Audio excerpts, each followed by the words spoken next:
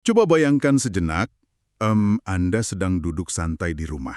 Mungkin lagi bersandar di kursi kayu favorit Anda ya? Betul. Atau sekedar meletakkan secangkir kopi di atas meja kerja kayu Anda yang estetik. Suasana yang sangat nyaman. Sangat nyaman.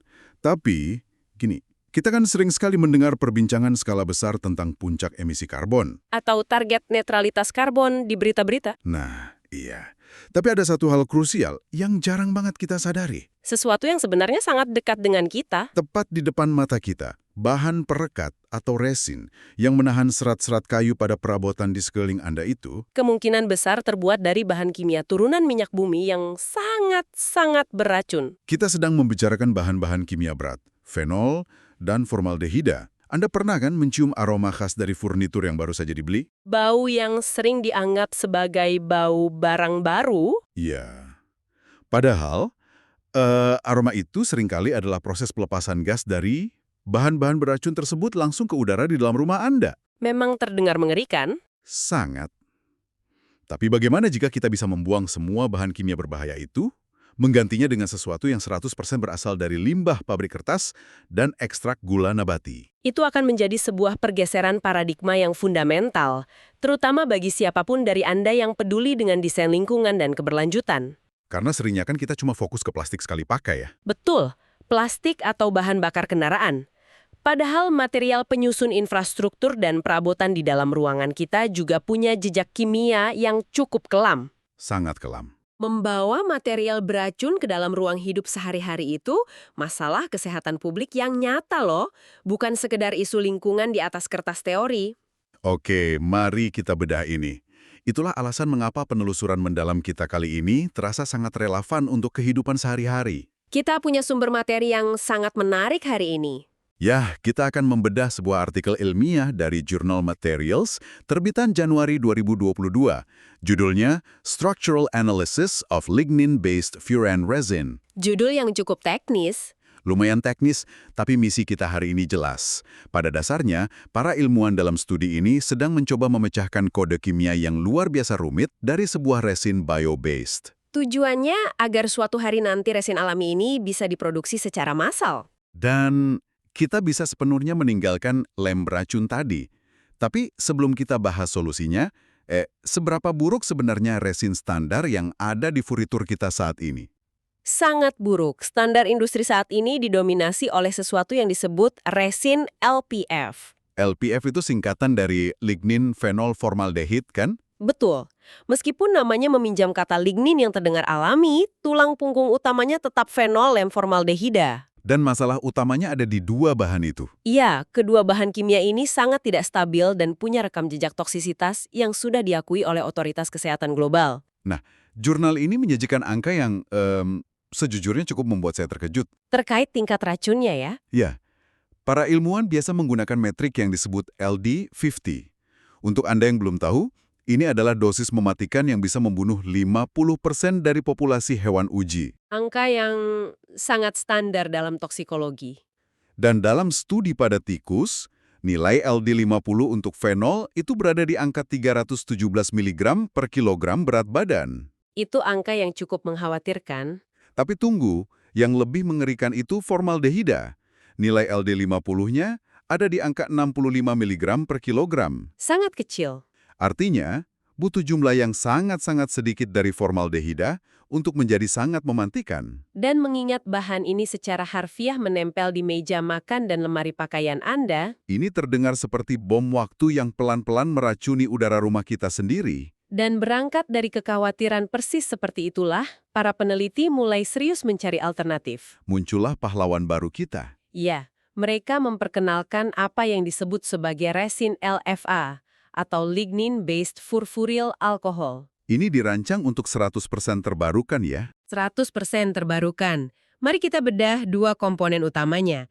Yang pertama tentu saja lignin. Bagi pendengar yang mungkin agak lupa dengan pelajaran biologinya, lignin itu apa sebenarnya? Secara sederhana, lignin adalah biopolimer aromatik yang sangat melimpah di alam. Secara fungsional, dialah struktur kaku yang membuat pohon bisa berdiri tegak. Yang menahan pohon dari tiupan angin dan gravitasi kan? Tepat. Dan yang membuat lignin ini sangat seksi untuk industri adalah soal ketersediaannya. Limbahnya sangat banyak. Sangat masif. Pabrik kraft pulp atau pabrik pengolahan bubur kertas global itu harus memisahkan lignin dari serat selulosa untuk membuat kertas putih. Dan tebak berapa banyak limbah lignin yang dihasilkan. Dari data tahun 2018 saja, operasi industri ini menghasilkan sekitar 265.000 ton ekstrak lignin. Sebagai limbah sampingan yang sering kali cuma dibakar. Nah, tunggu sebentar. Hal yang menarik di sini adalah, maksud saya, kalau kita punya limbah sampai 265.000 ton setiap tahun, kenapa industri nggak langsung memanfaatkannya sejak puluhan tahun lalu? Pertanyaan yang sangat logis. Kan secara ekonomi pasti sangat menguntungkan untuk mengubah gunung limbah ini jadi perekat komersial yang mahal. Pasti ada hambatan besar. Pasti. Ini nggak mungkin semudah membalikan telapak tangan. Hal yang menarik di sini adalah tingkat kerumitan kimianya. Lignin teknis, Lignin teknis itu yang sudah lewat proses pabrik kertas tadi, betul, lignin teknis ini punya struktur yang luar biasa kompleks dan sangat heterogen, berantakan sekali. jadi bentuknya nggak seragam. Sama sekali tidak. Kalau Anda bisa melihat strukturnya di tingkat molekuler, bentuknya itu tidak beraturan. Mirip seperti tumpukan benang kusut yang acak-acakan. Dan setiap sampel dari pabrik bisa punya struktur yang sedikit beda-beda. Persis. Nah, di sisi lain, komponen pasamannya dalam resin baru ini kan furfuril alkohol atau FA. Yang berasal dari hemiselulosa atau gula nabati tumbuhan. Iya, FA ini sebenarnya senyawa yang luar biasa. Tapi dia punya satu kebiasaan buruk di dunia kimia industri. Apa itu? Dia sangat suka bereaksi dengan dirinya sendiri. Proses ini disebut swapolimerisasi. Dan parahnya, dia melakukan itu melalui jalur yang sangat rumit dan sulit diprediksi. Jadi bayangkan ini. Kita mencoba menyatukan satu tumpukan benang lignin yang kusut dengan senyawa FA yang juga suka bergerak tak terkendali dan berantakan. Kombinasi yang sangat menantang. Pantasan industri lebih milih bertahan pakai fenol dan formaldehida yang beracun tadi. Karena bahan beracun itu perilakunya sangat mudah ditebak di dalam reaktor pabrik raksasa mereka. Industri sangat menyukai prediktabilitas. Masuk akal. Intinya, jika kita tidak benar-benar memahami bagaimana atom-atom dari lignin dan FA ini berinteraksi, bagaimana mereka saling berikatan, Kita nggak akan pernah bisa menyusun resep yang konsisten untuk skala pabrik ya? tepat. Eksperimen trial and error asal campur saja tidak akan pernah cukup untuk menyaingi kekuatan lem beracun komersial. Nah, disinilah penelitian dari jurnal material sini mengambil peran krusial. Mereka nggak cuma mencampur kedua bahan ini dalam panci besar terus berharap adonannya lengket. Mereka melakukan metodologi yang jauh lebih presisi. Ya, mereka menggunakan kimia basah atau wet chemistry. Saya ceritakan sedikit eksperimennya. Peneliti mengambil lignin kering, lalu mereaksikannya dengan campuran air dan Fa. Kondisinya juga dijaga ketat. Betul, suhunya tergolong cukup sejuk untuk ukuran industri, yaitu cuma 50 derajat Celcius. Dilakukan selama 60 menit dengan penambahan sedikit kondisi asam. Lalu setelah itu adonannya diputar dalam mesin centrifuge ya? Ya, diputar dengan kecepatan 1000 rpm untuk memisahkan padatannya. Dari situ, kita mendapatkan bioresin tahap awal. Tapi, langkah setelah reaktor inilah yang menurut saya jadi kunci utamanya. Proses pencuciannya. Betul. Mereka mulai mencuci resin tersebut dengan air dalam jumlah yang banyak. Proses pencucian ini sangat penting karena bertujuan untuk memisahkan resin menjadi dua fraksi yang secara fisik sangat berbeda. Mari kita perjelas fraksinya. Fraksi pertama disebut LFAI. I itu singkatan dari water insoluble atau fraksi padat yang tidak larut dalam air. Rendemen atau hasilnya sekitar 29,4% kan? Ya, 29,4%. Sementara fraksi kedua adalah LFCS. S untuk water soluble alias fraksi yang larut dan ikut terbawa oleh air pencuci tadi. Dan hasil dari fraksi larut air ini sekitar 12,9% dari total bahan awal. Benar. Nah, untuk membantu Anda yang mendengarkan membayangkan proses ini, saya suka pakai analogi dapur. Analogi yang sangat berguna. Ini persis seperti saat seorang pembuat roti sedang mencuci adonan tepung gandum di bawah air mengalir. Untuk mencari glutennya. Betul. Kalau Anda mencuci adonan terus-menerus, air akan melarutkan dan membawa pergi semua karbohidrat atau patinya. Sementara protein gluten yang kenyal dan nggak larut air akan tetap tertinggal di tangan Anda. Persis. Para peneliti melakukan ini pada bioresin untuk memilah siapa pergi kemana. Pertanyaan besarnya kan, kemana perginya si benang kusut lignin tadi? Apakah dia tertinggal sebagai gumpalan atau ikut hanyut terbawa air? Ya, dan untuk melacaknya, para peneliti ini cukup cerdik. Sangat cerdik. Mereka menggunakan teknik analisis gugus metoksil. Bisa dijelaskan sedikit tentang metoksil ini? Tentu, dalam campuran eksperimen mereka, gugus metoksil ini adalah semacam ciri khas. Secara eksklusif, metoksil hanya dimiliki oleh lignin. Jadi si FA tidak punya metoksil sama sekali? Tidak sama sekali. Jadi, peneliti menjadikan metoksil ini layaknya alat pelacak GPS alami. Kemanapun metoksil pergi, Disitulah lignin berada. tepat. Tinggal hitung saja kandungan metoksil di masing-masing fraksi setelah dicuci. Dan dari data pelacakan GPS alami inilah muncul kejutan besar. Sebuah anomali data. Iya, ini agak bertentangan dengan logika awal. Kita tahu lignin itu dasarnya benci banget sama air asam, nggak mau larut. Sifat alaminya memang hidrofobik dalam kondisi tersebut. Jadi, masuk akal banget ketika data menunjukkan fraksi LFAI yang menggumpal dan nggak larut air itu mengandung 85% lignin. Sangat wajar. Tapi, ini yang bikin saya mengernyitkan dahi pas baca jurnalnya. Fraksi LFAS, si bagian yang justru ikut larut bersama air, Ternyata mengandung hingga 44% lignin. bagaimana mungkin material yang harusnya benci air tiba-tiba bisa larut dalam jumlah yang begitu masif? Anomali inilah yang membuktikan bahwa reaksi di dalam reaktor itu jauh lebih dalam dari sekedar pencampuran fisik biasa. Ada reaksi kimia yang mengubah sifat dasarnya. Betul. Perhitungan peneliti menunjukkan bahwa sekitar 18% dari total lignin tawal telah berubah sifat sepenuhnya. Bermigrasi menjadi produk larut air karena bereaksi dengan FA tadi. Ya, dan ada fakta menarik lainnya. Meskipun mereka menambahkan banyak sekali FA di awal reaksi, Ternyata hanya 22% dari total Fa awal yang benar-benar terinkorporasi atau menyatu ke dalam resin.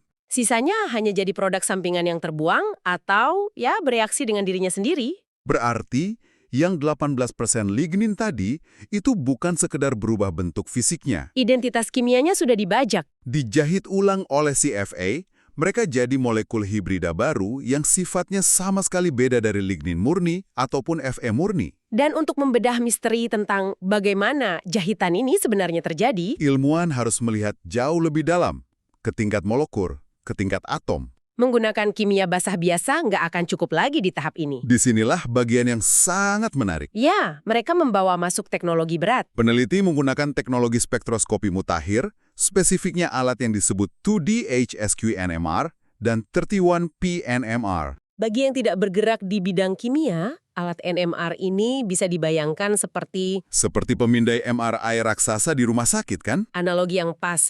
Tapi alih-alih memindai otak atau organ tubuh manusia untuk mencari penyakit, Alat ini digunakan untuk memindai molekul, menghasilkan semacam peta topografi yang menunjukkan atom mana yang sedang berpegangan tangan dengan atom mana. dan pemetaan lanskap kimia ini memungkinkan kita melihat detail terkecil dari ikatan-ikatan baru yang terbentuk. Dan peta dari resin LFA ini rupanya jauh lebih kompleks daripada bahan asalnya ya. Sangat mencolok perbedaannya. Spektrum LFA jauh lebih rumit daripada LPF konvensional. Di peta 2D NMR, peneliti menemukan 10 puncak baru. Puncak atau peaks ini seperti gunung baru di peta topografi tadi. Betul, dan ada satu klaster baru juga. Semua titik koordinat ini sama sekali tidak ada di peta bahan asalnya. Kehadiran gunung-gunung baru ini adalah bukti visual yang sah bahwa ada ikatan kimia baru yang tercipta di dalam reaktor. Pertanyaannya, apa yang sebenarnya terjadi sehingga terbentuk gunung baru ini? Nah, jurnal ini memecahnya menjadi 3 mekanisme reaksi kunci. Mari kita bahas satu-satu. Mekanisme pertama dinamakan reaksi kondensasi, spesifiknya pada posisi 5. Penjelasannya bagaimana tuh? Apakah ini berarti molekulnya saling mengikat di bagian ujung-ujung rantainya? Menariknya, justru bukan di bagian ujung atau lengannya. Rantai samping lignin ternyata terdeteksi sangat pasif. Hampir tidak bereaksi sama sekali. Ya, reaksi silang utamanya justru terjadi langsung di cincin aromatik utama lignin, tepat di titik yang kita sebut posisi 5. Jadi alih-alih berjabat tangan di ujung lengan yang panjang, molekul-molekul ini justru saling memeluk erat langsung di badan utamanya. Analogi yang sangat visual. Dan pelukan erat ini dibuktikan secara absolut oleh mesin 31P NMR. Yang dirancang khusus melacak gugus hidroksil atau OH itu. Betul. Datanya menunjukkan ada pergeseran besar. Gugus OH fenolik bebas pada lignin berubah menjadi OH fenolik yang terkondensasi. Lonjakan pembacaannya itu ada di angka 141,8 ppm kan? Khususnya di fraksi LFAS yang larut air. Ya, itu adalah stempel bukti tak terbantahkan bahwa kondensasi di posisi 5 benar-benar terjadi. Luar biasa. Itu baru mekanisme pertama. Mekanisme kedua ini namanya sedikit mengintimidasi. Pembentukan struktur Aryl ether. Terdengar seperti bahasa alien, tapi prosesnya sangat dinamis. Coba ceritakan prosesnya. Dalam reaksi ini, lignin bertindak sebagai nukleofil atau penyerang. Oke. Lignin adalah si penyerang. Terus, siapa yang diserang? Yang diserang adalah cincin furan dari molekul Fa. Ada momen spesifik di mana cincin furan ini terbuka. Menjadi struktur gamma diketon, kan? Betul sekali. Nah, saat pertahanan furan ini terbuka menjadi gamma diketon, oksigen pada hidroksil fenolik lignin langsung menerkam. Menyusup dan mengunci dirinya di sana. Dan hasil dari kuncian inilah yang menciptakan struktur aryl ether yang sama sekali baru. Dan peneliti bahkan mengonfirmasi ini pakai perhitungan pergeseran kimia untuk model M5 sampai M8 di komputer, kan? Ya, mereka mencocokkan model matematika dengan data pemindai NMR. Hasilnya sangat presisi. Sangat presisi. Oke, mekanisme ketiga.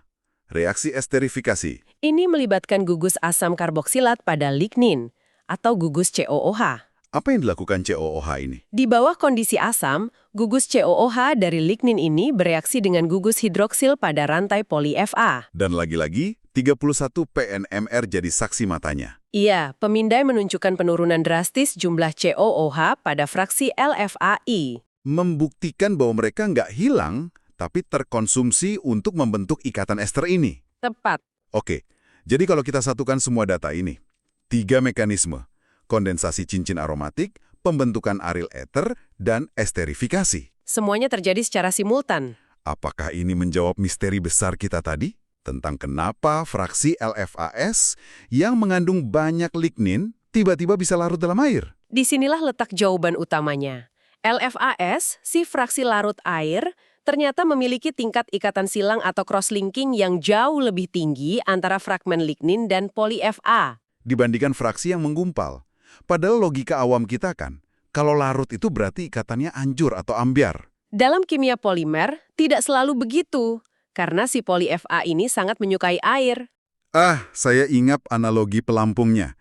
Karena ikatannya sangat banyak dan sangat kuat, lignin yang benci air ini ibarat diikat paksa ke ribuan molekul polifea yang suka air. Betul, polifea bertindak seperti pelampung penyelamat. Dan karena ikatannya nggak putus, saat pelampungnya terseret arus air pencuci, si lignin mau nggak mau ikut terseret dan larut. Penjelasan yang sangat akurat.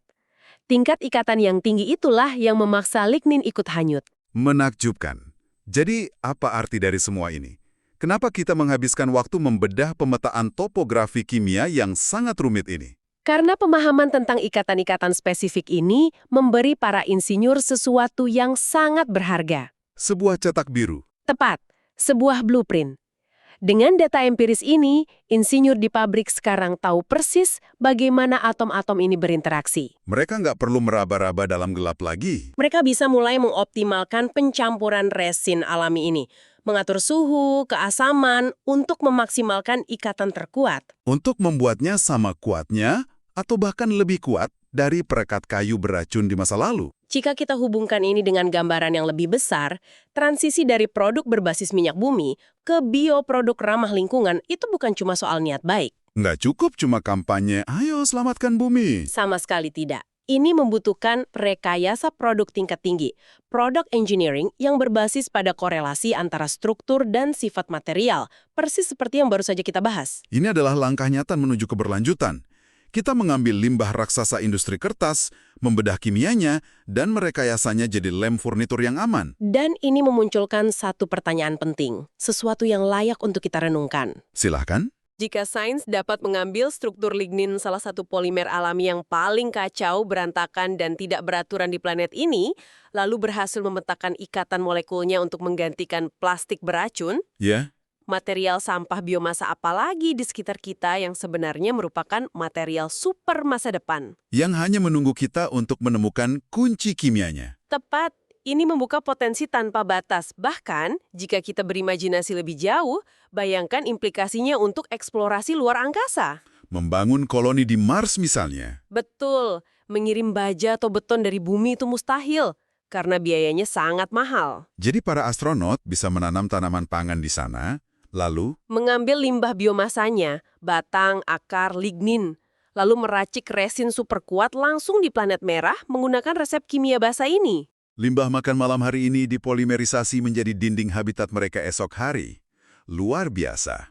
Jika kita bisa membangun dunia dari limbah biomasa di bumi, kita memegang kunci untuk membangun peradaban di mana saja. Tanpa meninggalkan jejak beracun yang sama seperti di masa lalu. Sebuah penutup yang sangat memprovokasi pikiran. Sangat menjanjikan untuk masa depan sains material. Terima kasih kepada Anda yang sudah menemani penelusuran mendalam kita hari ini. Teruslah kritis melihat material di sekeliling Anda. Dan sampai jumpa di eksplorasi kita selanjutnya.